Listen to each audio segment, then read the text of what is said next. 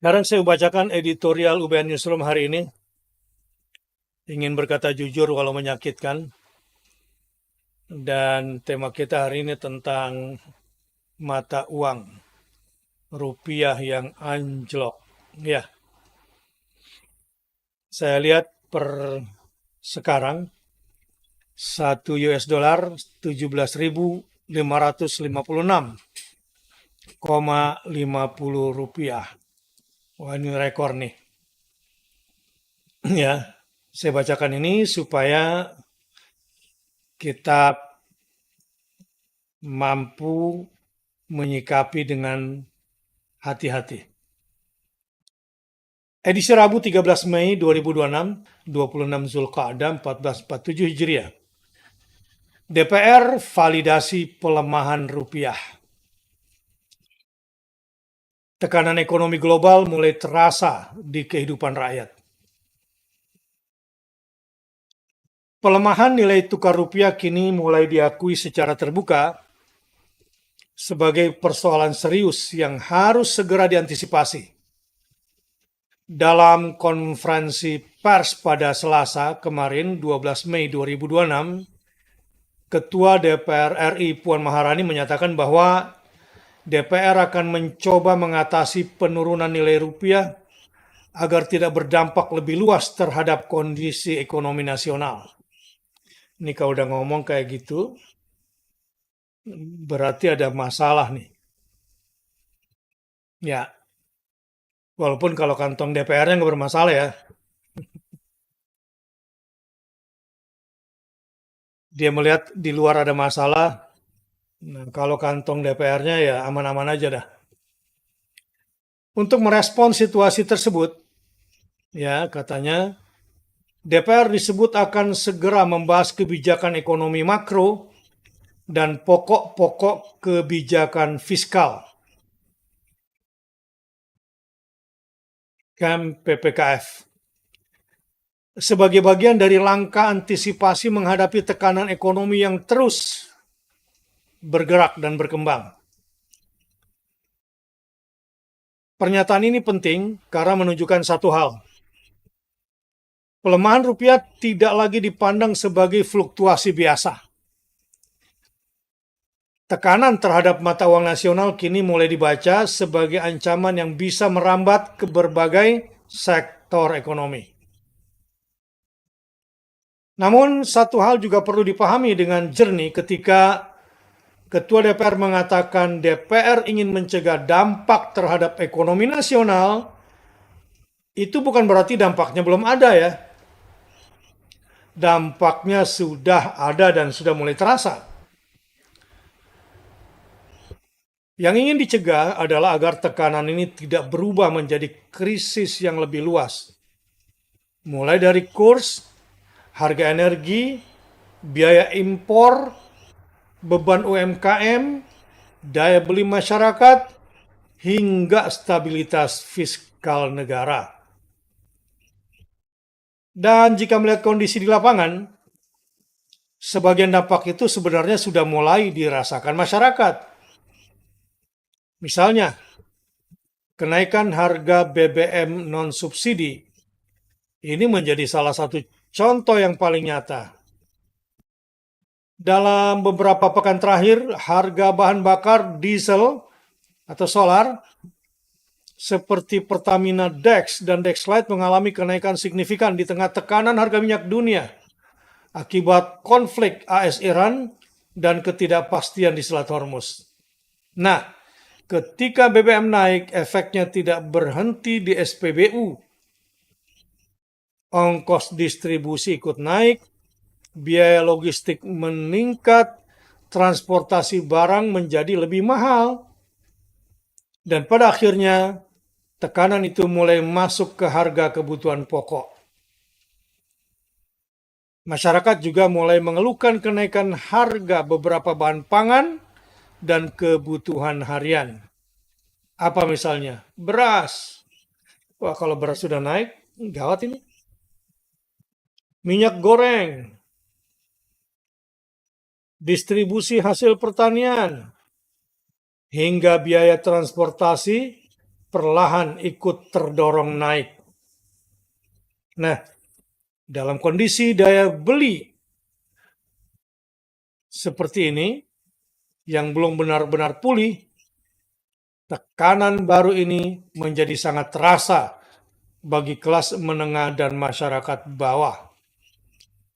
UMKM pun berada dalam posisi sulit hari ini. Banyak pelaku usaha kecil bergantung pada bahan baku impor. Distribusi berbasis transportasi darat yang pasti menggunakan fuel dan daya beli masyarakat yang mulai juga menurun. Ketika kurs melemah dan biaya operasional naik, margin keuntungan semakin tertekan tentunya. Nah, di sisi lain, pelemahan rupiah juga membuat beban negara menjadi lebih berat lagi. Impor energi menjadi lebih mahal, subsidi berpotensi meningkat, dan pembayaran utang luar negeri dalam dolar ikut membengkak. Wah, gawat udah. Karena kan utangnya pakai dolar ya. Dan harus bayar pakai dolar pula. Ada beberapa hal yang perlu dibaca secara mendalam oleh UBN Newsroom. Yang pertama, situasi ini menunjukkan bahwa pelemahan rupiah bukan hanya persoalan angka di pasar uang. Ketika kurs melemah terlalu lama, dampaknya masuk kemana? Langsung ke kehidupan masyarakat. Rakyat mungkin tidak memantau grafik dolar setiap hari karena nggak punya dolar juga kan? Ya, dan nggak punya kepentingannya sama dolar. Tetapi mereka merasakan harga BBM naik, ongkos hidup meningkat, dan kebutuhan harian makin berat. Bisa-bisa pernikahan ditunda nih sudah melamar ini. Ya, gara-gara ongkosnya naik. Kedua, konflik global mulai benar-benar terasa dampaknya di Indonesia. Perang AS-Iran, ketegangan Selat Hormuz, serta naiknya harga minyak dunia tidak lagi hanya menjadi berita internasional. Semuanya kini masuk ke dapur rumah tangga di Indonesia. Kok bisa? Ya bisa karena masuknya melalui harga energi dan distribusi barang. Yang ketiga, langkah DPR membahas skema PPKF menunjukkan bahwa negara mulai menyadari tekanan ini tidak bisa lagi dianggap ringan. Jadi kalau DPR udah ngomong, ini berarti persoalannya apalagi dipublikasikan ya, masyarakat disuruh dengar berarti dia udah berat tuh. Ya, dia udah berat tuh biasanya kalau udah ngomong kayak gitu dan mau berbagi beban ke masyarakat.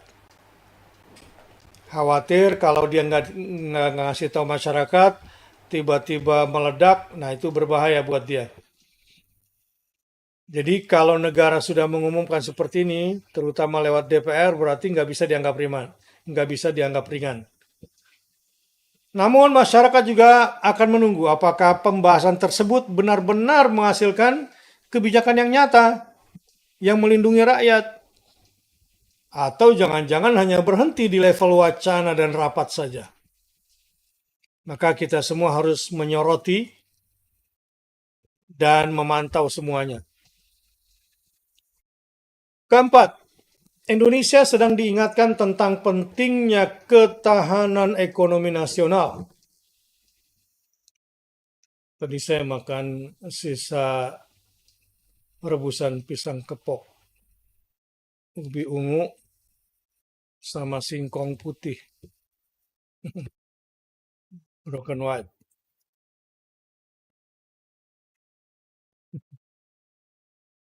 Padahal udah 2 hari itu disimpan. Saya bilang kukus lagi deh. Ya, ternyata enak juga. Ya, dan emang enak ya. Dan ada bungkusan antioksidan di dalamnya. Warnanya mirip ungu-ungu sama dengan ubi ungu. Ya, karena ubi ungu rupanya punya antioksidan yang tinggi juga ya.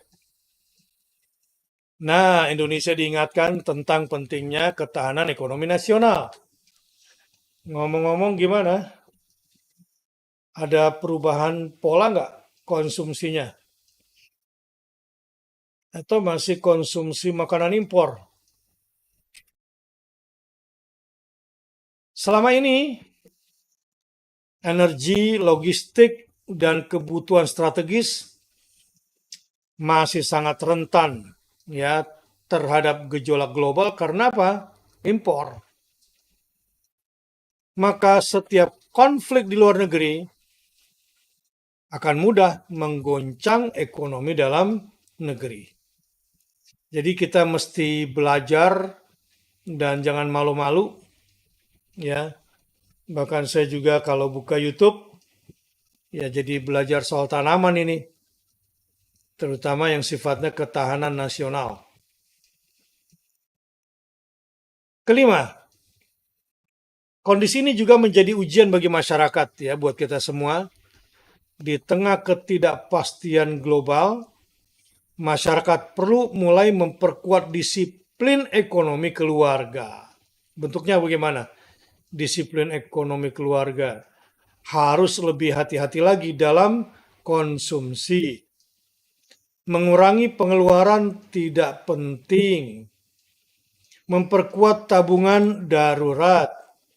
Dan menjaga solidaritas sosial di tengah tekanan ekonomi. Jadi bagaimanapun solidaritas sosial ini menjadi jangkar sosial kita ya, terutama di bidang ekonomi. Yang keenam, saya ingin mengatakan negara juga harus jujur melihat persoalan strukturalnya. Jika setiap gejolak global langsung membuat rupiah tertekan dan harga kebutuhan langsung naik, maka Indonesia perlu lebih serius memperkuat kemandirian energi. Setuju nggak? Begitu juga kemandirian pangan dan industri dasar agar tidak terlalu mudah terseret oleh krisis internasional. Penutup editorial UBN Newsroom hari ini, pernyataan Ketua DPR tentang pelemahan rupiah sebenarnya adalah pengakuan bahwa tekanan ekonomi global mulai memasuki fase yang lebih serius. Dampaknya memang belum menjadi krisis nasional penuh, tetapi tanda-tandanya sudah terlihat. Hati-hati nih, BBM naik, biaya distribusi meningkat, kebutuhan pokok mulai tertekan. Nah, itu tanda-tanda semua nggak? Akan terjadi krisis ekonomi. Iya. UMKM khawatir dan daya beli masyarakat juga mulai diuji. Pertanyaannya adalah bukan lagi apakah dampaknya ada atau tidak. Pertanyaannya adalah seberapa siap negara dan masyarakat menghadapi tekanan ini jika konflik global terus berlanjut dan rupiah belum juga benar-benar pulih. Itu pertanyaannya.